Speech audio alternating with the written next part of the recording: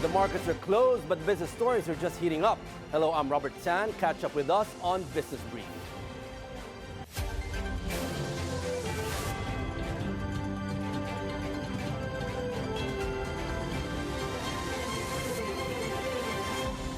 Asian shares are mostly higher on Wednesday after Wall Street rallied over President Donald Trump's decision delayed the implementation of a 50% tariff on goods from the European Union.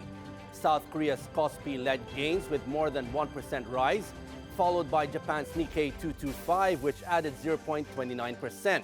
The Shanghai Composite inched up by nearly 0.1%, and Singapore Straits gained 0.41%. Meanwhile, Hong Kong's Hang Seng slipped 0.44%, and Australia's ASX 200 edged down 0.1%. In the currency market, the US dollar strengthened against the Japanese yen, rising 0.15%, and also gained 0.12% versus the Singapore dollar. It is flat with a slight uptick against the South Korean won.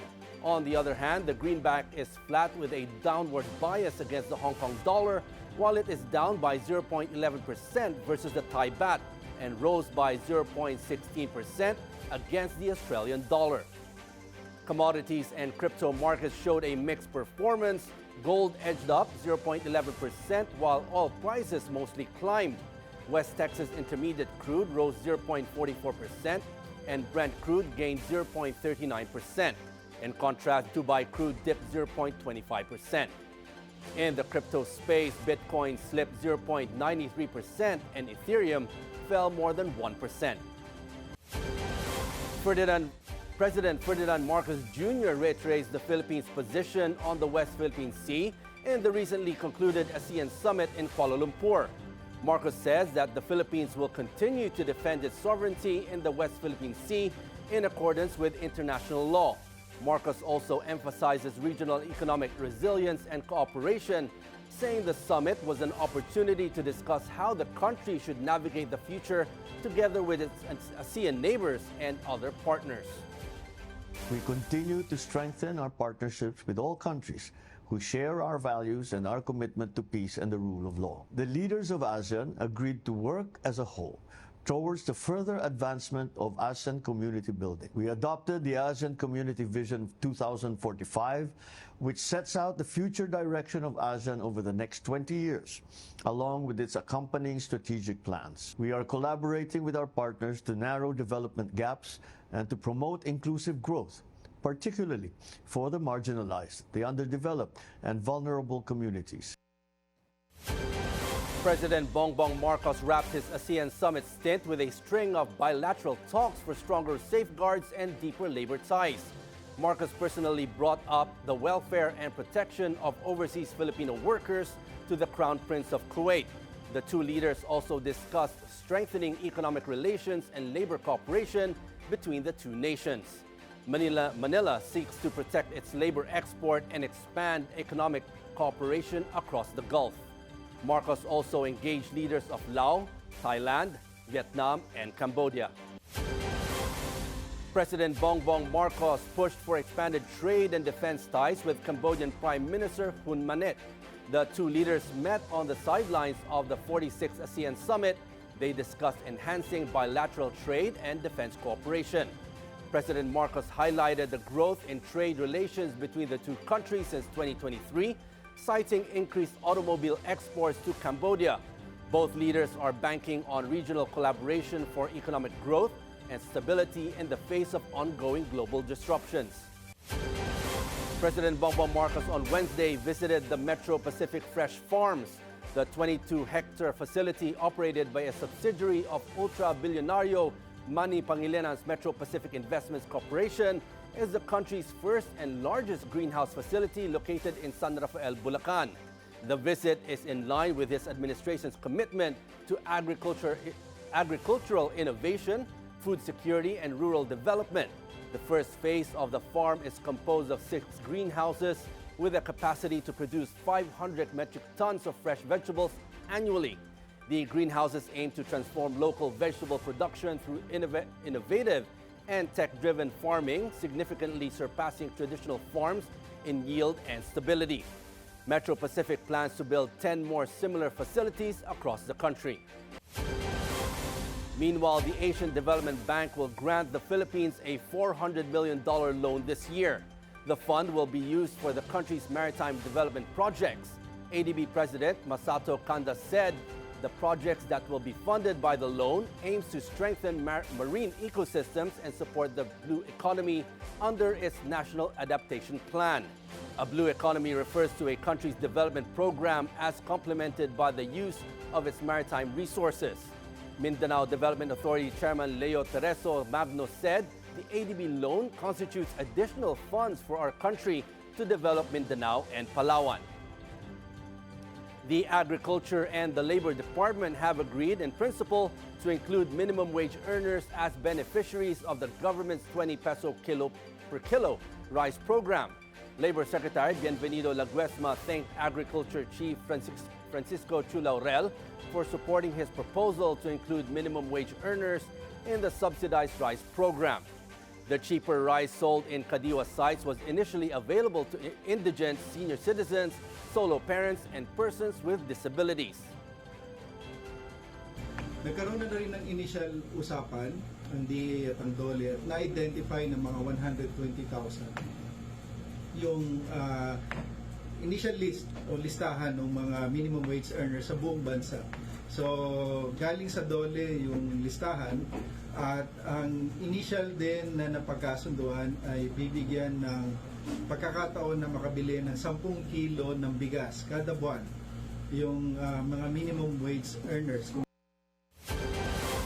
Newly appointed Housing Secretary Jose Ramon Aliling assures the public that there will be no disruption in the operations of the Department of Human Settlements and Urban Development, or DHSUD. This as he took the helm of the DHSUD during a turnover ceremony. Aliling says there will be upgrades in the agency. He pledges continuity of the department's flagship programs with enhancements to meet evolving demands. Aliling will also broaden the scope of the Pambansang Pabahay para sa Pilipino program for 4Ps. Bilyonaryo Edgar Injap Sia, the second Double Dragon Corporation chairman, snapped up over 20 million pesos worth of company shares this week. This comes just as the firm races to complete its first major overseas project. The Hotel 101 Madrid, set to open up by year-end, will be one of the largest hotels in Spain with 680 rooms. Its opening by Double Dragon is strategically timed ahead of Madrid's inaugural Formula One race in 2026. Sia's fresh investment signals confidence in Double Dragon's global push, with over 100 markets, including Spain, Japan, and the U.S., on the Hotel 101 roadmap. U.S.-based investment giant Capital Group Companies has acquired a 5% stake in Universal Robina Corporation led by Bilyonaryo Lance Gokongwei.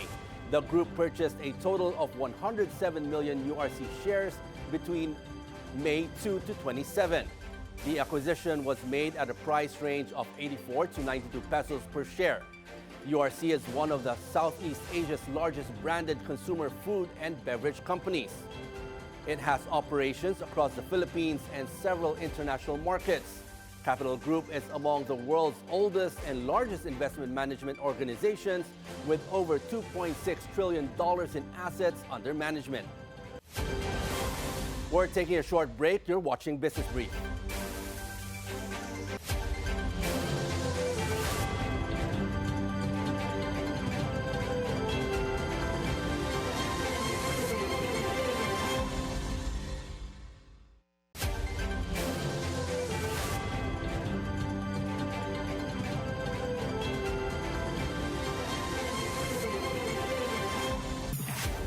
The upcoming EDSA rehabilitation is raising red flags from economists and business leaders.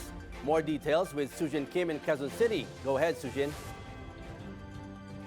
Robert, the 2-year vehicle restriction along EDSA is drawing sharp concern from economists and business groups as the government enforces an odd-even scheme to facilitate road rehabilitation until 2027. Under the policy, private vehicles will only be allowed on EDSA on certain days based on the last digit of their license plates. This, combined with ongoing roadworks, is expected to slow mobility across Metro Manila's primary business corridor. Business groups warn that the restriction will drive up logistics costs, as trucks are only permitted to operate along EDSA from 10 p.m. to 5 a.m. Night shifts will require premium pay, warehousing costs will rise, and firms may need to hire additional vehicles to maintain delivery schedules. The Philippine Chamber of Commerce and Industry notes that productivity could be cut by half in logistics operations alone. Many companies are now reviewing contingency plans such as work-from-home arrangements and shuttle services to minimize disruptions. Retail and service businesses expect a drop in foot traffic, with consumers discouraged by longer commute times. A 1-hour trip could now take twice as long, potentially deterring customers from visiting commercial centers located along or near EDSA. Meanwhile, economists warn of wider macroeconomic consequences. Delays in transporting goods and labor could trigger inflationary pressures as costs are passed on to consumers. Previous studies suggest that congestion exceeding 35 to 37 hours of delay per commuter annually begins to weigh on job growth and price stability, a threshold met or exceeded in Metro Manila. Reyes cited a previous study by the Japan International Cooperation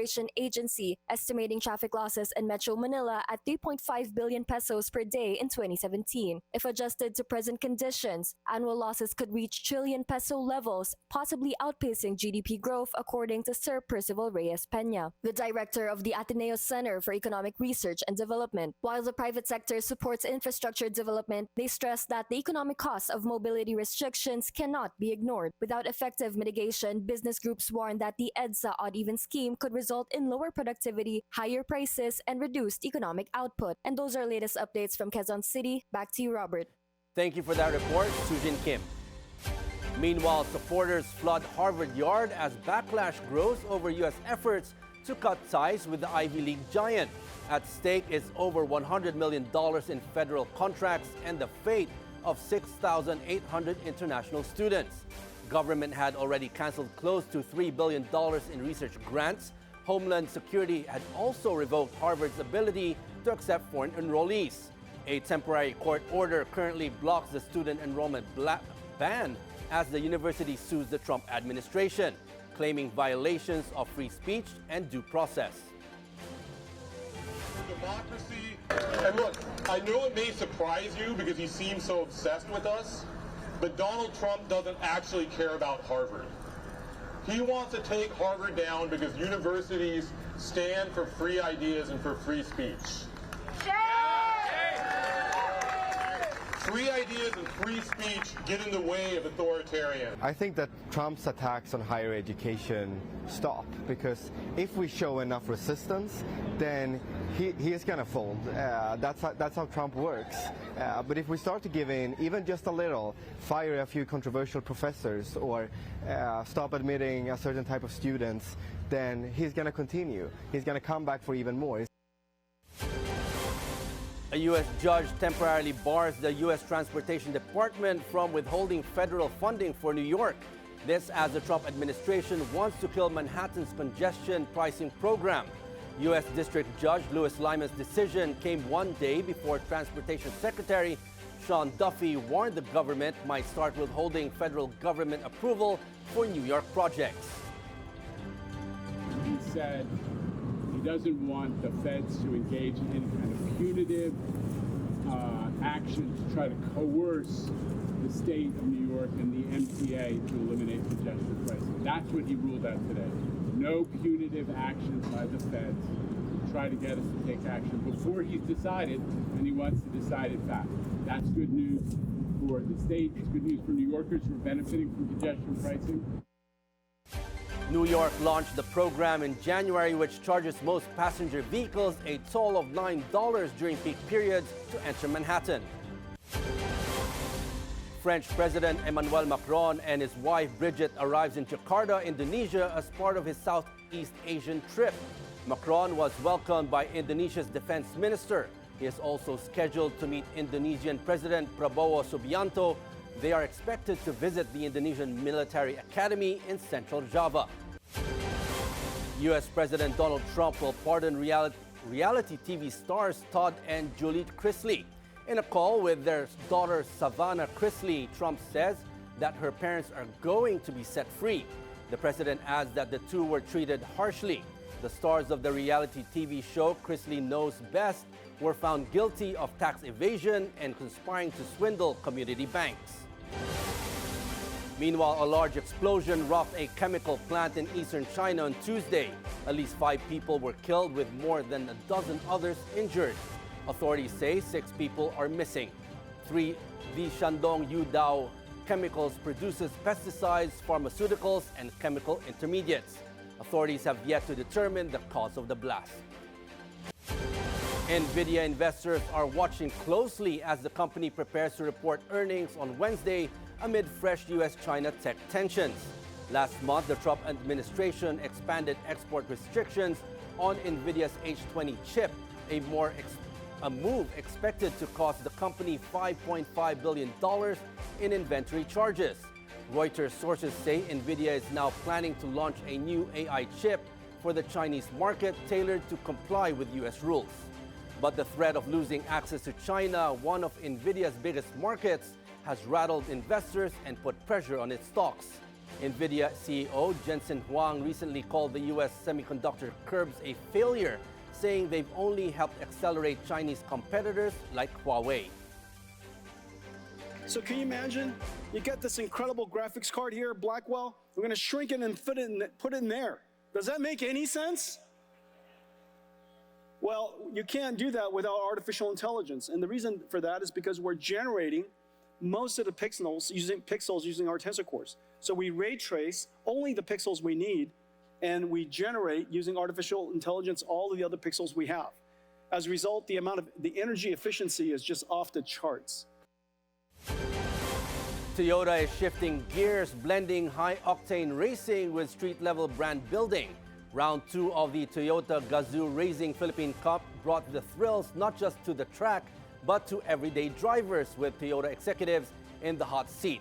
Here's our mobility correspondent, G. Baroga, trackside.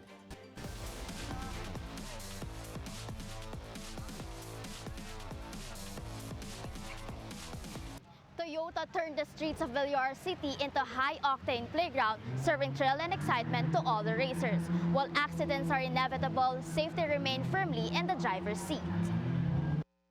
From the last in 2018, Toyota brought back street racing with round 2 of the Toyota Gazoo Racing Philippine Cup. The switch from a controlled racetrack to Bilyonaryo City meant tighter turns, louder roars, and way more risk.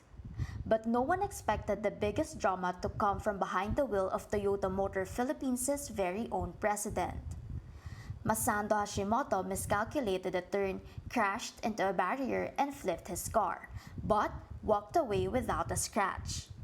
A day before the crash, Hashimoto-san shared it was his first time racing on public roads, and it definitely felt different from the usual track at Clark. Here is a tighter, narrower, more dangerous, but when I hear the voice, shouting voice or scream voice or say the shout of joy, I was so motivated and so happy on the car. Younger racers agree, it was intense out there. It's very challenging, especially in overtaking. You really have to make a huge effort to make a pass. It's more technical since mas maiksi yung road and there are chicanes na medyo alanganin. So I think there's 3 spots lang for overtaking. Yes, street circuits come with extra risks, but there's no need to worry. According to Toyota exec and Bilyonaryo heir Andy T, they are no strangers to street races, and they team up with their partners to make sure everything's up to safety standards. They have been closely coordinating with us in terms of how to improve the safety of a street circuit, knowing the rarity of having a street circuit in the first place. So we would like to collaborate more with AAP in terms of setting safety standards. And despite the scorching sun, fans showed up in full force, just what Toyota hoped for in pushing Philippine motorsports forward. bringing the action closer to the metro brings in so much more people. And so we are always excited for preparations towards this event because we only expect more people to join, more people to enjoy, more people to become fans. The next and final round returns to the racetrack, but fret not. Toyota says fans won't have to wait another 7 years for the next epic street showdown. In fact, this could be the start of a bold new chapter for Toyota Gazoo Racing. For BNC Mobility, G. Baroga. Philippine shares return to the 6,400 level as it snaps its two-day losing streak. The PSE index ended higher by 0.6% to close at 64.25, finishing the day as the second-best performer in Asia. All the sectoral indices ended in the green, with financials rising the most at more than 1%. Advancers outpaced decliners 118 to 80.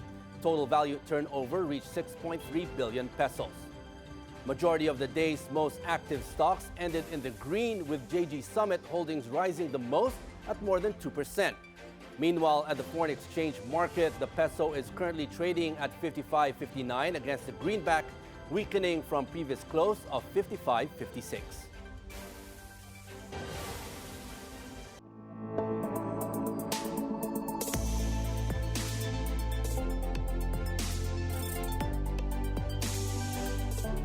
And that's a wrap for today's Business Brief. I'm Robert Tan. Join us again tomorrow as we bring you the stories that help you plan your next big, bold moves in business. Only here on the Bilyonaryo News channel. See you then.